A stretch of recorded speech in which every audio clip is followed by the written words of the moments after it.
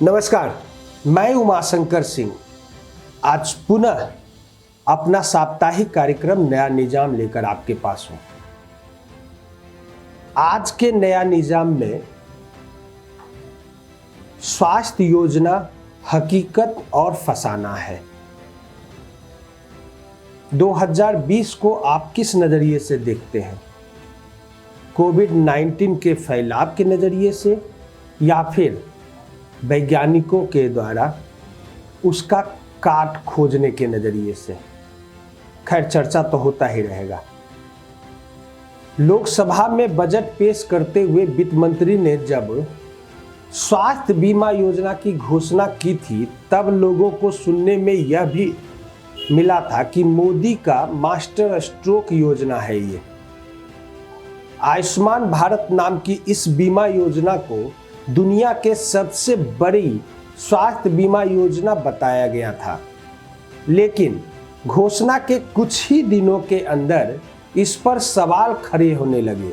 एक तो विश्लेषकों को शुरू में समझ ही नहीं आया कि 12,000 करोड़ से ज्यादा की इस महत्वाकांक्षी बीमा योजना में राशि आवंटन की क्या व्यवस्था होगी। दूसरे, इस योजना के लाभ के लिए प्रीमियम कौन चुकाएगा। जैसे ही यह बात साफ हो गई कि मोदी हेल्थ केयर के नाम से प्रचारित इस बीमा योजना में केंद्र सरकार के साथ साथ राज्य सरकारों को भी 30 से 40% राशि खर्च करनी होगी, तब लगभग 5 राज्यों ने इस योजना से अपना हाथ खींच लिया था। इसमें उड़ीसा, तेलंगाना, केरल, पंजाब और दिल्ली की सरकारों ने इस आयुष्मान भारत के नाम पर बड़ी बीमा कंपनियों को फायदा पहुंचाने वाली योजना बताकर अपना पल्ला झाड़ लिया।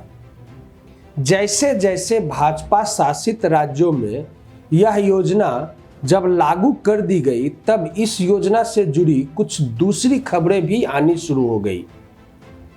एक खबर आई उत्तर प्रदेश के हरदोई से।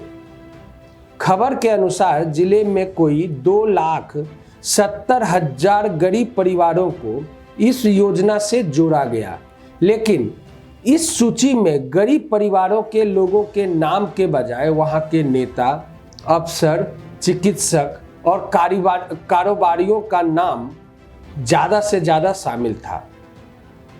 मामला जब सुर्खियों में आया तो पता चला कि इस सूची में राज्यसभा सांसद एवं बीजेपी के नेता, उनके विधायक पुत्र और परिवार के लोगों का नाम तथा व्यापारियों के नाम भी इस योजना के लाभार्थी की सूची में है। हरदोई के कई प्रमुख चिकित्सकों के भी नाम इस योजना के लाभार्थी सूची में पाए गए। हालांकि मामला जब उजागर हुआ तो हरदोई के मुख्य चिकित्सा अधिकारी डॉक्टर SK रावत ने जांच की बात कहकर पल्ला झाड़ लिया। यह तो उस समय की बात है। अभी तक भी जांच कहां है, किस स्थिति में है, उसका परिणाम क्या हुआ, किसी को नहीं पता। जाहिर है, योजना के पहले चरण में ही योजना के लूट और कुछ दुरुपयोग की खबरें आनी शुरू हो गई थी और योजना पर सवाल उठने लगे। इस पृष्ठभूमि में जब हम भारत के लोगों के स्वास्थ्य की चर्चा करते हैं तो एक अलग ही दृश्य सामने आता है। देश में लोगों के स्वास्थ्य की स्थिति आज भी अच्छी नहीं है। 2020 में कोरोना काल में आपने ये सारी चीजें देख ली। अगर मैं और विश्लेषण करूं तो पता चलेगा कि कुछ अपवादों को छोड़कर देश के लगभग सभी सरकारी अस्पतालों में रोगियों की हालत दयनीय है। संक्रामक रोगों से ग्रसित मरीज भी अस्पताल के बाहर खुले और गंदे वातावरण में रहने को मजबूर है। अस्पतालों में चिकित्सकों की कमी है तो गंभीर रोगियों को भी मेडिकल जांच के लिए महीने या कहिए वर्षों तक इंतजार की सूची में इंतजार करना पड़ता है। प्रश्न यह उठता है कि आखिर ऐसे क्या बदलाव आ गए हैं जो लोगों के जान की मुसीबत बन गए हैं। बदली जीवन शैली में आराम, अनावश्यक खान पान, fast food, soft and hard drink आदि ने इतने पैठ बना ली है कि अनेक बीमारियां उत्पन्न होने लगी हैं। लोगों ने आरामप्रस्त जिंदगी के नाम पर शारीरिक श्रम और समुचित विश्राम करना बंद कर दिया है। वैकल्पिक आर्थिक सर्वे समूह के सालाना अध्ययन में यह बात उभर कर सामने आ रही है कि वैश्वीकरण एवं उदारीकरण की प्रक्रिया से हुआ विकास पूरी तरह से असफल सिद्ध हुआ है। इसके विपरीत नतीजे के बावजूद सत्ता में बैठे लोग, हमारे निजाम और सरकार इसी रास्ते पर चलते रहने की जिद में है। भारत में उदारीकरण की विफलता की कहानी तो अब यहाँ के पूंजीपति भी कहने लगे हैं। निश्चित यह सब कारक आम लोगों के बीमारी को ही बढ़ा रहा है। आइए 70 साल पहले की स्वास्थ्य स्थिति पर नजर डालें। सन 1943 में अंग्रेजों ने भारत में स्वास्थ्य व्यवस्था की वास्तविक स्थिति जानने के लिए स्वास्थ्य सर्वेक्षण और विकास समिति, जिसे भोर समिति भी कहा जाता है, का गठन किया था। भोर समिति ने सन 1945 में अपनी रिपोर्ट सौंप दी थी और स्वास्थ्य सेवा के विकास के लिए एक श्रेणीबद्ध प्रणाली के गठन का सुझाव दिया था। इस सुझाव के अनुसार प्रत्येक 20,000 की आबादी पर एक प्राथमिक स्वास्थ्य केंद्र की स्थापना की बात थी। समिति ने स्पष्ट कहा था कि स्वास्थ्य सेवाओं की अधिकांश लाभ ग्रामीण क्षेत्रों को मिलना चाहिए। विडंबना देखिए कि आज़ादी के बाद सन 1950 में जो भारतीय स्वास्थ्य सेवा की तस्वीर उभरी, उसमें 81% सुधारें शहरों में स्थापित की गई। आज भी ग्रामीण स्वास्थ्य सेवा की स्थिति कोई अच्छी नहीं है। सन 1960 के अंत तक जब देश में बढ़ती विषमता की वजह से जन आंदोलन उभरने लगे, तब सरकार को मानना पड़ा कि सरकारी सुविधाएं गांव तक नहीं पहुंच रही है।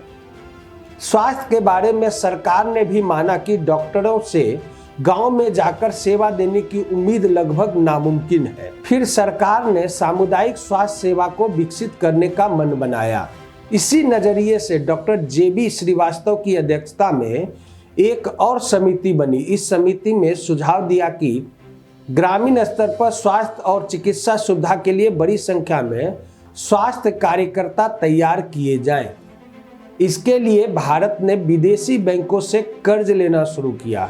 धीरे धीरे भारत अंतर्राष्ट्रीय बैंकों के कर्ज जाल में फंसता चला गया। 1991 से तो भारत ने खुले रूप से अंतर्राष्ट्रीय मुद्रा कोष तथा विश्व बैंक की आर्थिक नीतियों को ही लागू करना आरंभ कर दिया। इसका देश के आम लोगों के जीवन पर गहरा असर भी दिखा। स्वास्थ्य और शिक्षा पर सरकारी खर्च में कटौती तथा स्वास्थ्य सेवाओं के निजीकरण के परिणाम स्वरूप बीमारी से जूझते आम लोगों की तादाद बढ़ने लगी। दवा कंपनियों ने भी दवाओं पर कीमतों का नियंत्रण समाप्त करने का दबाव बनाया और दवाएं महंगी हो गई। दवाओं के महंगा होने का सबसे दुखद पहलू था जीवन रक्षक दवाओं का बेहद महंगा हो जाना। इस बीच धीरे धीरे जीवन रक्षक दवाएं बनाने वाली देसी कंपनियां दम तोड़ने लगी। नई नीतियों की आड़ में गेट के पेटेंट प्रावधानों का दखल शुरू हो गया और नतीजा हुआ कि देश का पेटेंट कानून 1971 को बदल दिया गया। दवाइयां बेहद महंगी हो गई। गंभीरता से विचार करें तो आयुष्मान भारत या स्वास्थ्य बीमा योजना या मोदी हेल्थ केयर की पृष्ठभूमि में यह कहानी आपको सहज दिख जाएगी।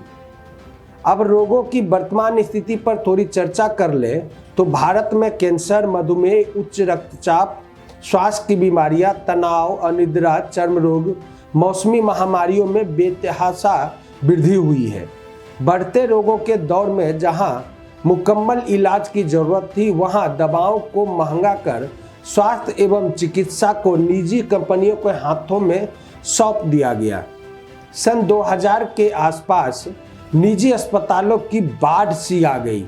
कॉरपोरेट अस्पतालों की संख्या बढ़ी और धीरे धीरे आज मध्यम वर्ग अपने उपचार के लिए निजी और कॉरपोरेट अस्पतालों का रुख करने को मजबूर है।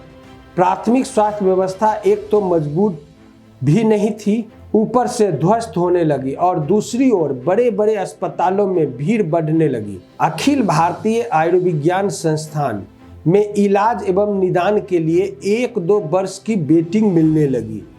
भीड़ का आलम यह कि अस्पतालों में अफरा तफरी और अव्यवस्था का आलम आम हो गया। निजीकरण की वजह से अखिल भारतीय आयुर्विज्ञान संस्थान जैसे सुपर स्पेशलिस्ट अस्पतालों में भी इलाज महंगा कर दिया गया। लोग सरकारी स्वास्थ्य सेवा की बजाय निजी अस्पतालों की ओर रुख करने लगे। महंगे इलाज की वजह से स्वास्थ्य बीमा लोगों के लिए तत्काल जरूरी लगने लगा। देखते ही देखते कई बड़ी कॉरपोरेट कंपनियां स्वास्थ्य बीमा के क्षेत्र में कूद पड़ी और स्वास्थ्य बीमा का क्षेत्र मुनाफे का एक बड़ा अखाड़ा सिद्ध हो गया। कहने को निजीकरण और वैश्वीकरण के लिए कांग्रेस की सरकारें जिम्मेदार है, लेकिन बाद में भाजपा नेतृत्व वाली एनडीए की सरकारों ने तो और भी जोर शोर से निजीकरण एवं बाजारीकरण बढ़ाया। कहने को भाजपा एवं राष्ट्रीय स्वयंसेवक संघ ने स्वदेशी जागरण मंच के नाम पर स्वदेशी के नारे तो लगाए, लेकिन बाजारीकरण एवं निजीकरण को बेशर्मी से आगे बढ़ाया। नतीजा स्वास्थ्य और शिक्षा के क्षेत्र निजी मुनाफे के लिए सबसे बेहतरीन प्रोडक्ट के रूप में बढ़ने लगा।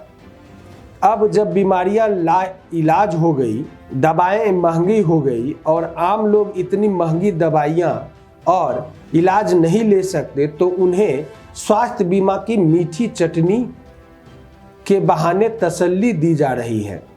भारत में स्वास्थ्य की स्थिति पर नजर डालें तो सूरत हाल और चिंताजनक है। स्वास्थ्य सेवाओं की स्थिति भी खस्ता है। अन्य देशों की तुलना में भारत में कुल राष्ट्रीय आय का लगभग 4% ही स्वास्थ्य सेवाओं पर खर्च होता है, जबकि चीन 8.3%, रूस में 7.5% तथा अमेरिका में 17.5% स्वास्थ्य सेवा पर खर्च होता है। आज़ादी के बाद पहली बार देखा जा रहा है कि निजीकरण एवं बाजारीकरण के मजबूत घेराबंदी के बावजूद एकदम नई पार्टी आम आदमी पार्टी ने स्वास्थ्य सेवा को अब आम लोगों के लिए 100% मुफ्त कर दिया है। आम आदमी पार्टी के इस मोहल्ला क्लिनिक ने तो जन स्वास्थ्य कार्यकर्ताओं के 70 वर्ष पुराने सपने को मानो पंख दे दिया हो, जिसमें प्रारंभिक स्तर पर स्वास्थ्य सेवा को मजबूत करने की कल्पना थी। आज दिल्ली में यहाँ की 2 करोड़ की आबादी में लगभग 50% यानी 1 करोड़ लोग मोहल्ला क्लिनिक का लाभ ले चुके हैं। जन स्वास्थ्य सेवा का यह दिल्ली मॉडल आज पूरी दुनिया के लिए कौतूहल का विषय बना हुआ है। संयुक्त राष्ट्र संघ एवं यूनेस्को सहित दर्जनों देशों के स्वास्थ्य वैज्ञानिकों ने दिल्ली में आम आदमी मोहल्ला क्लिनिक के कार्य प्रणाली को देखा, समझा और सराहा है। गंदी राजनीति से ऊपर उठकर सरकारें यानी निजामें यदि चाहे तो आम आदमी की सेहत सुधार सकती है। कम से कम स्वास्थ्य सेवाएं तो सुलभ हो ही सकती है। बढ़ती बीमारियों और महंगे स्वास्थ्य सेवाओं से निजात पाने में स्वास्थ्य बीमा से ज़्यादा सुलभ एवं निःशुल्क अथवा सस्ती चिकित्सा सुविधाएं लोगों के लिए मददगार हो सकती है और सबके लिए उम्दा स्वास्थ्य सब जगह का विश्व स्वास्थ्य संगठन का सपना भी पूरा हो सकता है। यह संभव है। संकीर्ण राजनीति से ऊपर उठकर जनता के लिए यदि निजामें सच्चे दिल से सोचेगी तो जनता भी उन्हें सर पर बैठाएगी। सरकार, हमारे निजाम, राजनीति से ऊपर उठिए और मानवता के लिए कुछ कीजिए, इसलिए जनता आपको चुनती है। आखिर दिल्ली के बॉर्डर पर बैठे किसान आपके वादों पर विश्वास क्यों नहीं कर रहे हैं? उसके पीछे एक स्वास्थ्य नीति भी आपकी रही है। आपने कहा कुछ और, किया कुछ और, करा कुछ और। तो इस स्थिति में विश्वास की कमी है। इस विश्वास को बनाने के लिए आपको अपने किए हुए वादों पर खरा उतरना ही होगा। तभी निजामियत आपकी बरकरार रह सकती है और आगे भी निजामियत की उम्मीद कर सकते हैं। नया निजाम के इस कार्यक्रम को अगर आप पसंद करते हैं तो आप हमारे फेसबुक और यूट्यूब चैनल को यूं ही लाइक और सब्सक्राइब करते रहें। नमस्कार।